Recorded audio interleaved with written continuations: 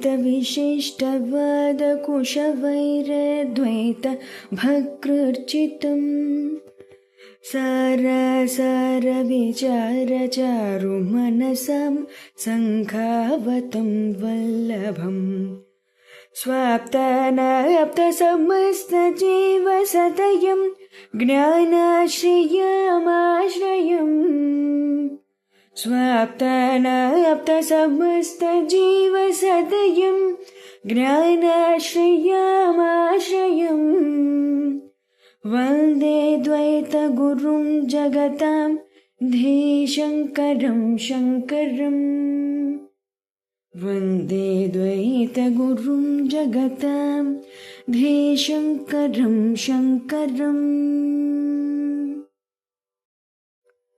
श्रुतिस्मृतिपुराणानाम् आलयं करुणालयं श्रुतिस्मृतिपुराणानाम् आलयं करुणालयं नमामि भगवत्पादशङ्करं नमामि भगवत्पादशङ्करं लोकशङ्करं लोकशङ्करम्। శ్రీ గురుభ్యో నమః. శ్రీ శ్రవణ ఛానల్కి శ్రోతలందరికీ కూడాను మరొకసారి స్వాగతం. ఈరోజు మనం 7, 8 శ్లోకాల్ని చెప్పుకోబోతున్నాం. ముందుగా మనం 7వ శ్లోకాన్ని వినేద్దాం. అమృతత్వస్య నాశాస్తి విత్తేనేత్యేవ హి శ్రుతిః బ్రవీతి కర్మణో ముక్తేః అహేతుత్వం స్ఫుటం యతః. అనురాధ చాలా చక్కగా పాడి వినిపించారు. మనం ఇప్పుడు దీని ప్రతిపదార్థం పుల్లల శ్రీరామచంద్రుల వారు ఏం చెప్పారో విందాం. యతః ఎందువలనగా, విత్తేన ధనం చేత, అమృతత్వస్య మోక్షానికి ఆశ నాస్తి లేదు, ఇత్యేవ అని, శృతి కర్మణః కర్మ, ముక్తేహ ముక్తికి, అహేతుత్వం హేతు కాదు అన్న విషయాన్ని స్పష్టంగా బ్రవీతి చెప్తోంది కదా అంటున్నారు శంకరుల వారు. ఇందులో ఏం చెప్తున్నారు, ధనం వల్ల మనకి మోక్షం లభించదు అనే విషయం కర్మ అనేది ముక్తికి కారణం కాదు అనే నానుడి వల్ల స్పష్టం అవుతుంది. ఉపనిషత్తులన్నీ కర్మ వల్ల మోక్షం రాదని ఘోషిస్తున్నాయి.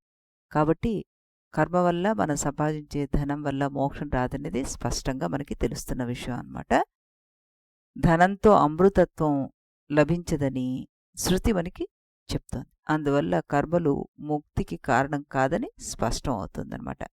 మనిషి ప్రపంచంలో ఎక్కువగా విశ్వసించేది 2 విషయాలు.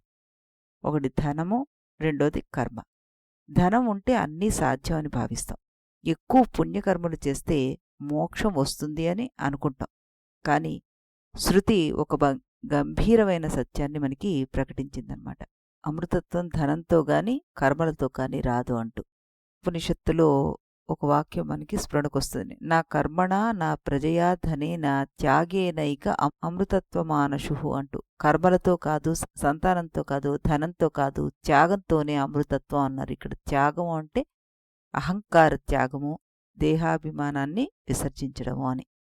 ఇదే వాక్యాన్ని మనకి గీత కూడా స్పష్టీకరిస్తోంది.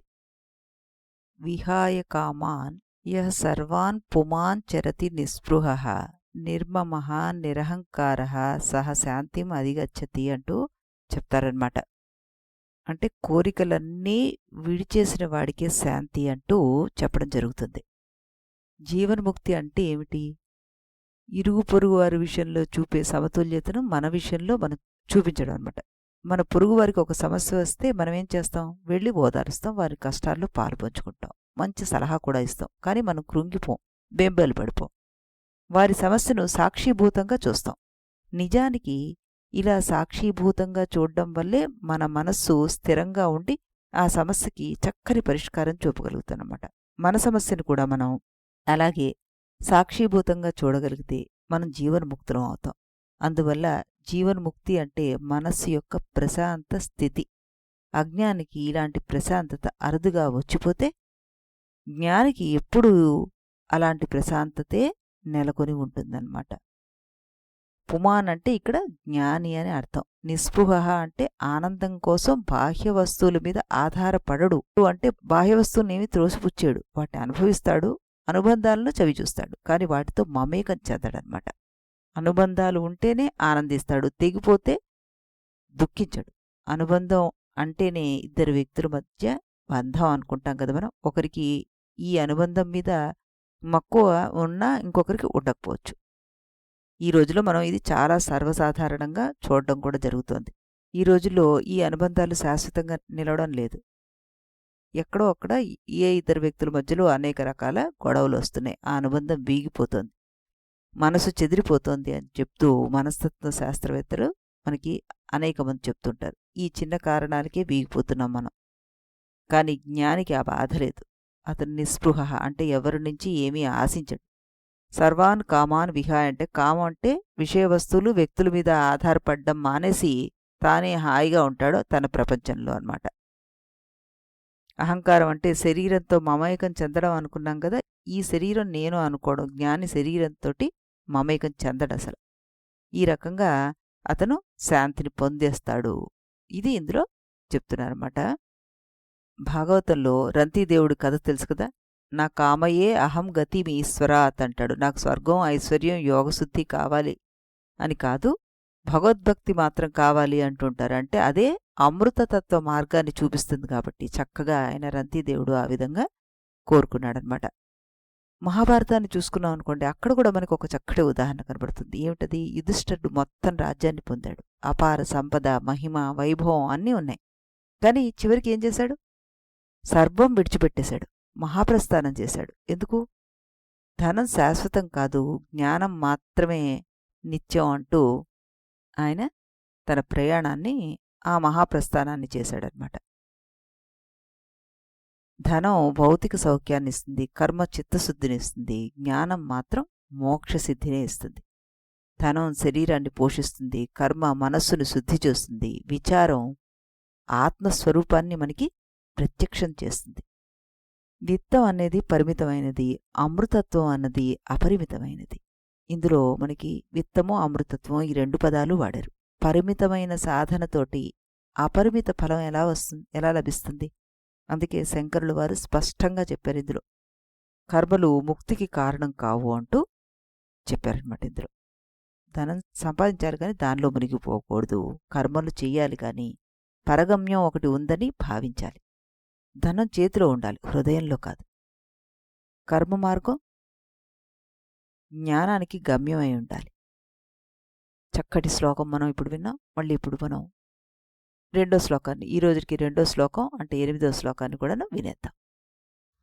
అతో విముక్త్యై ప్రయతేత విద్వాన్ సన్యస్త బాహ్యార్థ సుఖ స్పృహ సన్ సంతం మహాంతం సముపేత్య దేశికం తేనోపదిష్టార్థ సమాహితాత్మా. ఇప్పటి వరకు మనం 4వ శ్లోకం నుంచి 7వ శ్లోకం వరకు చూసినవంతా కూడాను గమ్యం ఏమిటి అన్నది తెలుసుకోవడం కోసం. ఇప్పుడు జ్ఞానోపలబ్ధికి ఉపాయం ఏమిటి అన్నది ఈ శ్లోకం నుంచి మనం తెలుసుకోబోతున్నాం అనమాట. 8వ శ్లోకం నుంచి. ఇప్పుడు దీని ప్రతిపదార్థాన్ని విందాం ఫస్ట్. అతః ఈ కారణం వల్ల విద్వాన్ విద్వాంసుడు సన్యస్త బాహ్యార్థ సుఖస్పృహ అన్నారు. బాహ్య విషయాల వలన కలుగు సుఖముల యందు ఆశను విడిచిపెట్టినటువంటి వాడై, సన్న సత్వముని అంటే ఉనికిని కలవాడై, సంతం సత్యస్వరూపుడును, మహాంతం మహాపురుషుడును ఆయన దేశికం గురువును సముపేత్య సమీపించి, తేన అతని చేత ఉపదిష్టార్థ సమాహితాత్మ ఉపదేశించబడిన విషయమునందు వెలుబడిన బుద్ధి కలవాడై, విముక్త్యై ముక్తి కొరకు ప్రయతేత ప్రయత్నించాలి అంటూ ఇందులో చెప్పడం జరిగిందనమాట. మనకి భావార్థం ఏంటంటే, వివేకం కలిగిన జ్ఞాని బాహ్య విషయ సుఖాలపై ఆసక్తి విడిచి మోక్షం కొరకు ప్రయత్నించి శాంత స్వభావం ఉన్న మహాత్ముడైన గురువును ఆశ్రయించి ఆయన ఉపదేశించిన తత్వార్థంలో మనసు నిలిపి మోక్షం కోసం ప్రయత్నించాలి అంటూ ఇందులో చెప్పడం జరుగుతుందన్నమాట. ఇక్కడ ఏం చెప్తున్నారు మనకంటే సన్యస్త బాహ్యార్థ సుఖ స్పృహ అన్నారు. బాహ్య సుఖాలు ధనము, స్థానము, పేరు, ఇంద్రియానందం ఇవన్నీ కూడా అనిత్యాలు అంటూ చెప్పడం జరుగుతుంది. మనకి గీతలో కూడా ఇదే భావాన్ని ఇంద్రియ సంబంధ సుఖాలు దుఃఖానికి కారణమవుతాయి అంటూ మనకి ఏహి సంస్పర్శజ భోగ దుఃఖయోనయ ఏవతే అంటూ చెప్పడం జరిగిందనమాట. అందులో కూడా భగవానుడు మనకి స్పష్టంగా ఏమని చెప్తున్నారు, విషయేంద్రియ సంయోగం వల్ల ఉత్పన్నాలైనటువంటి ఈ భోగాలన్నీ కూడాను భోగలాలసలకు సుఖాలుగా భాషిస్తాయి. అవి నిస్సందేహంగా అవి దుఃఖహేతువులే అవుతాయి. అవి ఆద్యంతాలు కలవి, అంటే అనిత్యాలు. కాబట్టి వివేకి వాటి యందు ఆసక్తుడు అవ్వడు ఎప్పటికీ కూడాను అంటూ ఇందులో మనకి చెప్పడం జరిగిందనమాట. అంటే ఇది చిన్న సూత్రమే. మనకి ప్రతి వస్తువుకి రాకపోకలుంటాయి. రాక మనకి ఆనందాన్ని కలిగిస్తుంది, పోక దుఃఖాన్ని కలిగిస్తుంది. రావటం దుఃఖాన్ని కలిగిస్తే అది వెళ్ళడం ఆనందాన్ని కలిగిస్తుంది. అది అంతవంతః కౌంతేయ అంటున్నారు. ఈ ప్రాథమిక సూత్రాన్ని గ్రహించమంటున్నారు. ఇది మొట్టమొదటి సూత్రం ఇందులో, అది గ్రహించు నువ్వు అంటున్నారు కృష్ణ పరమాత్మ. వస్తువుల వల్ల మనుషుల వల్ల మనకి ఆనందం కలుగుతుంది, కానీ దాన్ని వెన్నంటే మనకి దుఃఖం ఉంటుందన్నమాట. అది దుఃఖ మిశ్రితత్వం. అది ఆ ఆనందం దుఃఖంతో కూడినటువంటి సమస్య ఏమిటి, నాకు ఆ వస్తువు కానీ ఆ మనిషి కానీ ఆనందాన్ని దుఃఖాన్ని కలుగజేస్తున్నారు. నేను ఆ వస్తువును పొందితే నాకు ఆనందం కలుగుతుంది, బాగానే ఉంది. కానీ ఆ వస్తువు పోతే దుఃఖం కూడా కలుగుతుంది. ఈ దుఃఖాన్ని తట్టుకోవడం మనకు కష్టంగా ఉంటుంది. నా మనస్సు దానికి సిద్ధంగా లేదు.